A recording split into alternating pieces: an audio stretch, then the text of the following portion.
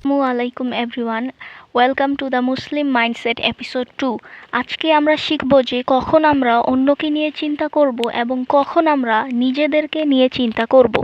তো এইটা বোঝার আগে আমরা নিজেদের অবস্থাটা যাচাই করি। আমরা কি করি? আমরা যখন কোনো বক্তব্য শুনি বা কোনো বই পড়ি, আমরা অন্যকে নিয়ে চিন্তা করি।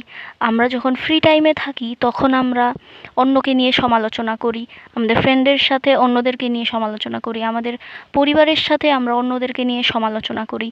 আমি উদাহরণ যদি দেই, মনে করো যখন আমি পর্দা নিয়ে আলোচনা শুনছি বা পর্দা নিয়ে কোনো কিছু পড়ছি, তখন আমার মাথায় আসে আমার ওই ফ্রেন্ডটা পর্দা করছে না, আমার ওই ফ্রেন্ডটা তো বেপর্দায় ঘুরে বেড়ায়। আমার মাথায় এই ধরনের চিন্তাভাবনা আসে। কিন্তু একজন ভালো মুসলিম কখনো অন্যকে নিয়ে চিন্তা করবে না। তার মাইন্ডসেটটা হবে যে it's their life, they can do whatever they want to do, they can be whatever they want to be, their life their choice, my life my choice, I have to be the best version of myself. আমাদের আদর্শকে রাসূল সাল্লাল্লাহু আলাইহি ওয়াসাল্লাম, তিনি 10-এ 10, আমরা নিজেদেরকে 10-এ কত দিব, সেইটা হবে আমাদের মূল চিন্তার বিষয়।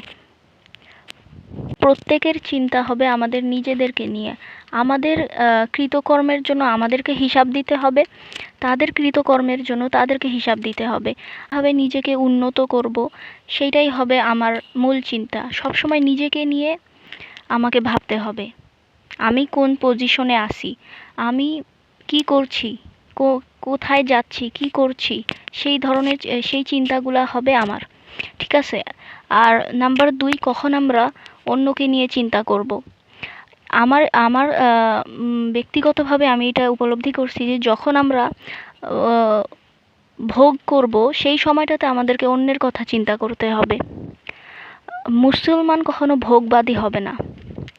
ভোগের রাজ্য থেকে আমাদেরকে বের হইতে হবে।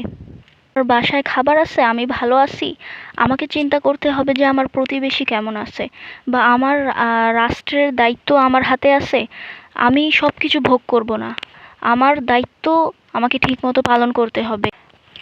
ভোগ করার সময় আমাকে চিন্তা করতে হবে যে আমি অন্যের হক সঠিকভাবে আদায় করছি কি করছি না, নিজের দায়িত্ব আমি সঠিকভাবে পালন করছি কি করছি না। নিজে ভালো থাকবো, ওইদিকে আমার প্রতিবেশী, আমার সমাজ, আমার দেশ গোল্লায় যাবে বা তাদের হক নষ্ট করে আমি কিছু করব, এমন চরিত্র মুসলমানের না। আমাদেরকে এই চরিত্র থেকে বের হয়ে আসতে হবে। একজন ভালো মুসলিম সে নিজের ঈমান, আমল এবং নিজেকে যে হিসাব দিতে হবে তার প্রতিটা কাজের জন্য, এই নিয়ে সে সবসময় চিন্তিত থাকবে এবং অন্যের হকের বিষয়ে সে সবসময় সচেতন থাকবে।